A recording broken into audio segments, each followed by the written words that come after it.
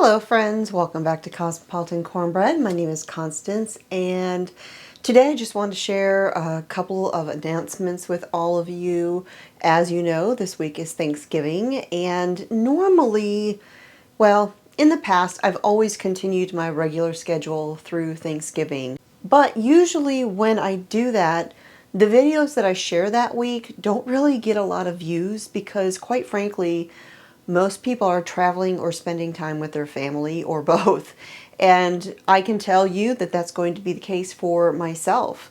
I am going to have all of my children here in the same place at the same time for the first time in many years. As a matter of fact, I'm going to show you a picture right here of the last time my whole family was in the same place at the same time.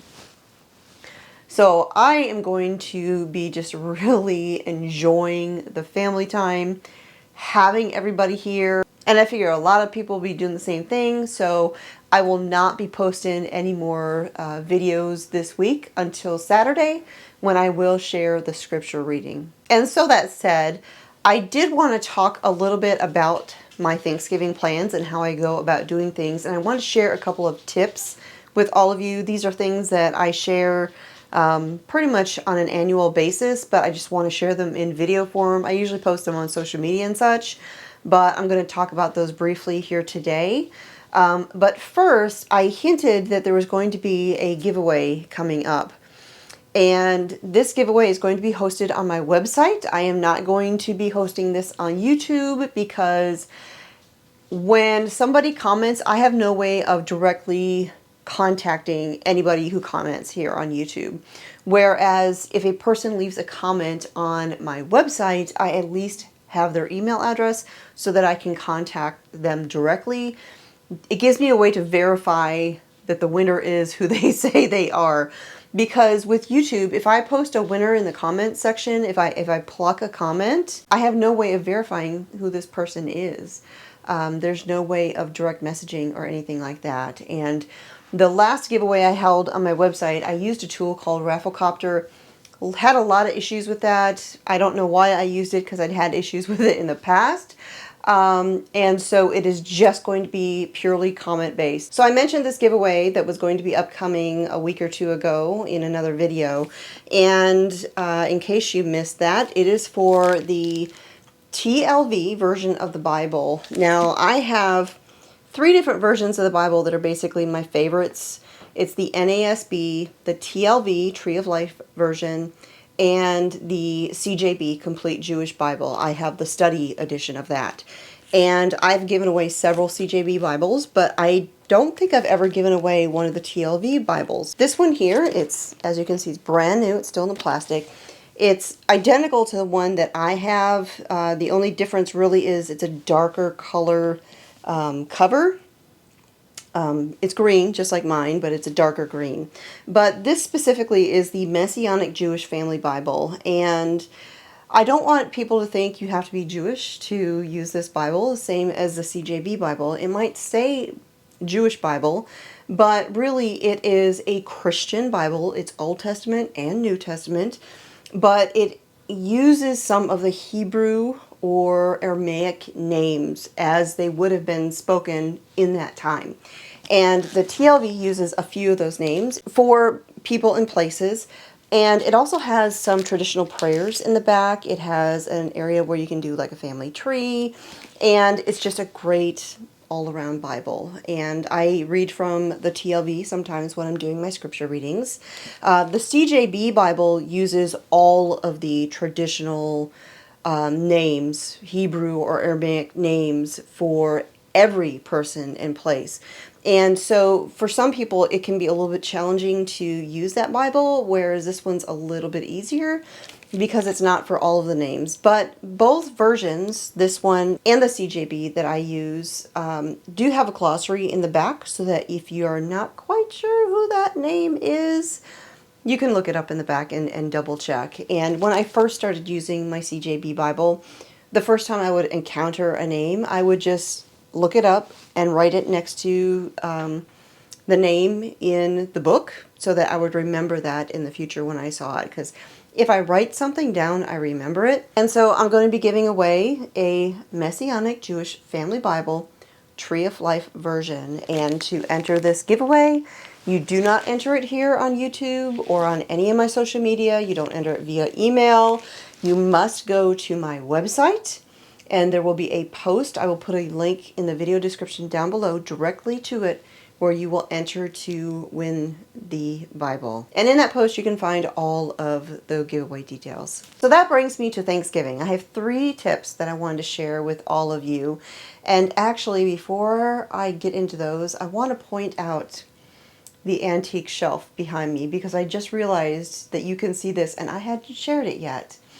So I found this antique shelf in a antique store here in the area and fell in love with it the moment I saw it. And I had been looking for an antique shelf to hang over my stove.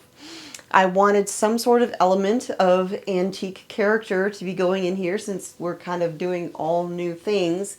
And this was perfect. When I saw it, there was no price on it. I had to talk to the lady. She had to track down the owner. The owner's phone wasn't working. But while I was there in town buying cabinets, I got the call. Hey, she contacted me back. Here's the price. The price was fantastic. I would have paid double what they asked for this shelf, but I'm glad I didn't have to pay that much, because it was the perfect size. It's the perfect height. It's the perfect width, and it's everything I wanted. It has some character. It's different. It has flared out sides, which you don't see very often. And so, yeah, this is kind of like the focal point over the stove, and I love it. So, I've also been doing other things in the kitchen, which you cannot see in the camera, but I will share about that in a future video. So, back to the tips. All right, so the first tip, and again, this is something I've shared in social media in the past, that is when it comes to Thanksgiving and you're doing all of this cooking, you're dealing with raw turkey, you're dealing with, chopping up foods and mixing things, and if you are a safe cook, you are washing your hands a lot. And because you're washing your hands a lot, your skin on your hands has a tendency to get really dried out. And you might be tempted to put on lotion, but then you don't want to put on lotion because you're still handling everything, right? So, in that situation, what I do is I wash my hands, dry them off, and I take a few drops of olive oil or coconut oil or another nice clean oil. I rub it all over my hands. It seals in the moisture, but it's still food safe because I'm going to be handling things. So that's my first tip. Take advantage of your natural oils that you have in your kitchen to keep the moisture in your hands while you're still going to be handling lots and lots of food. Second tip is a space-saving tip. Now, it may be too late to get some of these unless you can find them in a local store, unless you've already got some. So I have several different kinds of cooling racks, and I have a set that I got from Pampered Chef a really long time ago, actually when my youngest was a newborn in Germany. So that was a really long time ago. But these particular cooling racks have legs, and they stack. And when you've got a whole bunch of pies or casseroles or things that need to kind of stack on one another, but then you can't because they'll crush each other like multiple pies, stacking cooling racks in your refrigerator creates multiple shelves, and it is the perfect height for a pie. So I'll have at least 3 different kinds of pies in my refrigerator this coming week, and I've got 3 of these racks, and so I can stack all of my pies one on top of the other, and not take up a ton of space. So utilizing my stacking cooling racks has saved a lot of trouble, because the last thing you want is to spend the time making a beautiful pie only to have another pie plate get set on top of it and crush it, and then you've just got a very big mess. That would be heartbreaking. And then my third tip. This is something that I started doing, I think about 2 years ago. I went to the office supply store and I got a very small binder. This is just a, I think it's considered a 1/2 inch binder or 3/4 inch or something like that. I printed out all of my Thanksgiving recipes.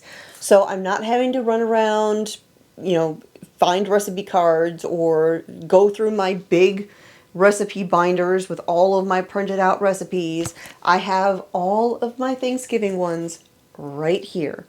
I've got my turkey brine. I have my turkey recipe.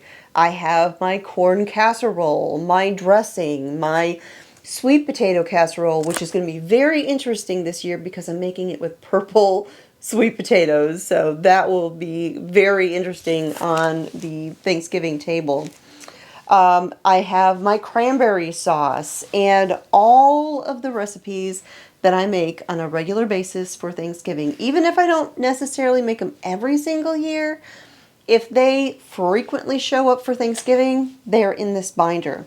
The other thing that I included in here were some, just some sticky little index cards, and I wrote my schedule of what I always end up doing the same days every time, because of course Thanksgiving is on Thursday, and you know, whatever day you're going to do it, you know, we actually almost had to do it on Friday this year because my son and daughter-in-law weren't going to be able to arrive in time, but they are. It all worked out great. So I actually begin the prep work for Thanksgiving on Tuesday, and so inside my cover right here, you'll see I've got a card that says Tuesday. On Tuesday, I will make my cranberry sauce, I'll bake the rolls, I'll bake the bread for the dressing, and I'll prepare my brine. And by making the brine ahead on Tuesday, even though I won't need it until Wednesday, it gives it time to get down to room temperature completely, because it's going to be a great big pot, and you don't want hot brine for your turkey. And so I make it on Tuesday, 2 days before Thanksgiving. That way it's got plenty of time to cool down. Wednesday is the big day. I do more on Wednesday than on Thanksgiving itself. Wednesday, I brine the turkey, I make the dressing, I make the sweet potato casserole, I make the hash brown casserole, I make the corn casserole, and I make the pies, whatever pies I'm making that year, which is always chocolate pie and pumpkin pie, plus something else. I think last year I made a walnut maple pie, which is very similar to a pecan pie, but it is maple and walnut, and it is so good. And I just realized this morning as I was going through recipes that I had not planned on making my grandmother's ice cream dessert, which has been a staple on every holiday table for as long as I can remember, like since I was a little girl. And I think if I don't make that, my family may revolt. So I didn't get the ingredients for it when I went shopping the other day and got all of my Thanksgiving stuff. So I think I may have to do a store run this week and pick that up when I get my last minute things, the fresh items like the celery and other fresh things. But that is Wednesday. So Wednesday is the big cooking day. It is the day I am in the kitchen all day long cooking. And then, of course, on Thursday is the turkey. That's the day we roast the turkey. That is the day I make the gravy. And I do mashed potatoes for the family because not everybody likes sweet potatoes. Some people prefer mashed potatoes. And so by having my little cheat sheet right there and having all of my recipes in one place, it just makes my life a little bit easier, not having to run around looking for things and not having to remember last minute, oh, I forgot to do this or I forgot to do that. And every year, if there's a new recipe I'm going to do or anything like that, I'll add a little post-it note right here on the day that I need to make that. So that way I can remember and I don't forget. So I hope you find this helpful. Maybe having a little binder like this can make your Thanksgiving prep and work and all of that go a little bit smoother too. So that is it for today. Again, there's not going to be any new videos this week until the Saturday scripture reading. And then next week we will come back with the regular schedule. So if you would like to get any of my Thanksgiving recipes, if you are subscribed to my newsletter, you've already been getting emails with lots of recipes. But if you go to my website, you can find the entire category of our favorite Thanksgiving recipes in the drop-down menu at the top of the page. But I will put a link directly to that in the video description down below. You can find the corn casserole, the turkey, the chocolate pie, the walnut maple pie, and all of the wonderful recipes. So thanks for joining me here again in the Homestead Kitchen. My name is Constance from Cosmopolitan Cornbread, and I'll talk to y'all next time.